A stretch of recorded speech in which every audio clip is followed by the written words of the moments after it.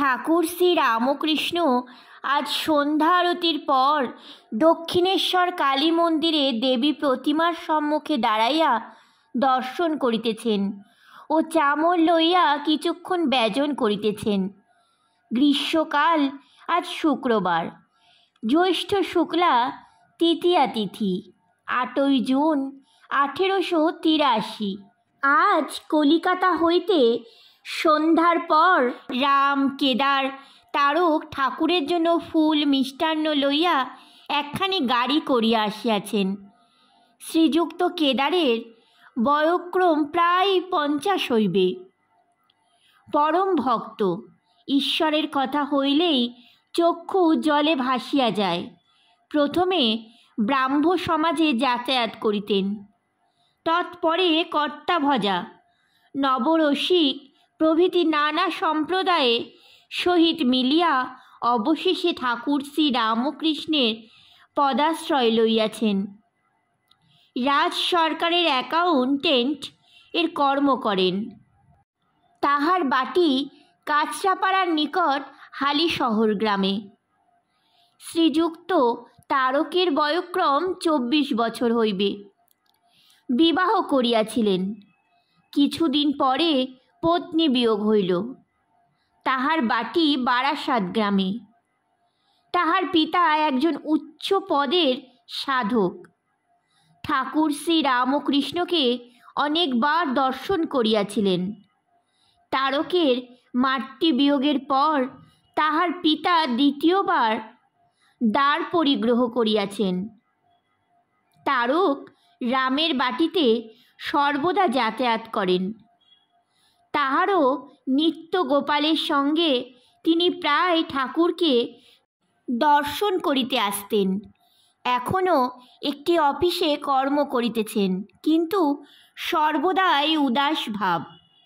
ঠাকুর শ্রী রামকৃষ্ণ কালীঘর হইতে বহির্গত হইয়া চাতালে ভূমিষ্ঠ হইয়া মাকে প্রণাম করিলেন।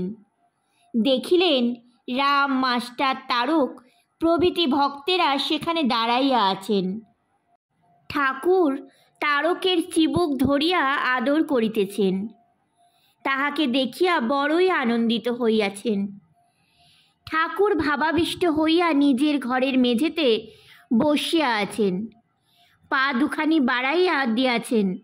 রাম ও কেদার নানা কুসুম ও পুষ্পমালা দিয়া শ্রী পাদপদ্ম বিভূষিত করিয়াছেন। ঠাকুর সমাধিস্থ, কেদারের নবরসিকের ভাব। শ্রীচরণের বৃদ্ধাঙ্গুষ্ঠ ধারণ করিয়া আছেন। তাহা হইলে শক্তি সঞ্চয় হইবে, এই ধারণা। ঠাকুর একটু প্রকৃতিস্থ হইয়া বলিতেছেন, মা, আমার আঙুল ধরে আমার কি করতে পারবে? কেদার বিনীতভাবে হাত জোর করিয়া আছেন। ঠাকুর শ্রী রামকৃষ্ণ কেদারের প্রতি ভাবাবেশে, কামিনী কাঞ্চনে টানে তোমার, মুখে বললে কি হবে? যে আমার ওতে মন নাই। এগিয়ে পড়ো, চন্দন কাঠের পর আরও আছে, রূপার খনি, সোনার খনি, হিরে মানিক। একটু উদ্দীপন হয়েছে বলে মনে করো না যে সব হয়ে গেছে। ঠাকুর আবার মার সহিত কথা কইতেছেন, বলিতেছেন, মা, একে সরিয়ে দাও। কেদার শুষ্ক কণ্ঠ হইয়া সভয়ে রামকে বলিতেছেন, ঠাকুর এ কি বলিতেছেন?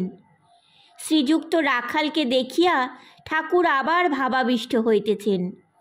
ভাবে রাখালকে সম্বোধন করিয়া বলিতেছেন, আমি অনেক দিন এখানে এসেছি, তুই কবে এলি? ঠাকুর কি ইঙ্গিত করিয়া বলিতেছেন যে তিনি ঈশ্বরের অবতার, আর রাখাল তাহার একজন পার্ষদ, অন্তরঙ্গ